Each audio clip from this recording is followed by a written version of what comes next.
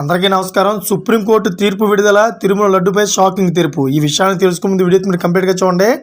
అప్పుడే మీకు complete information ఏంటో అర్థమవుతుంది. అదేవిధంగా చాలామంది వీడియో చూస్తున్నారు కానీ సబ్స్క్రైబ్ చేసుకోవడం మాత్రం మర్చిపోతున్నారు. దయచేసి సబ్స్క్రైబ్ చేసుకోండి. సబ్స్క్రైబ్ చేసుకోవడం వల్ల నేను చేసే ప్రతి ఒక్క అప్డేట్ మీరు ముందుగానే పొందగలుగుతారు.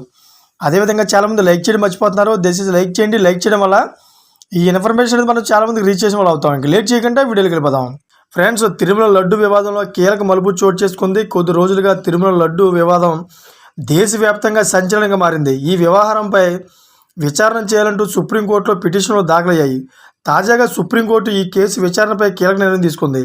అయితే తిరుమల లడ్డు వివాదంలో సుప్రీంకోర్టు చేరింది. ఈ వివాదంలో నిజం నిగ్గు తేల్చేందుకు సుప్రీంకోర్టు పర్యవేక్షణలో కమిటీ ఏర్పాటు చేయాలని వైసీపీ రాజ్యసభ సభ్యుడు వైవి సుబ్బారెడ్డి పిటిషన్ దాఖలు చేశారు. అదే సమయంలో లడ్డు వివాదంలో వాస్తవాలు తేల్చేందుకు సుప్రీంకోర్టు పర్యవేక్షణలో దర్యాప్తు జరపాలని బీజేపీ సీనియర్ నేత సుబ్రహ్మణ్య స్వామి మరో పిటిషన్ దాఖలు చేశారు.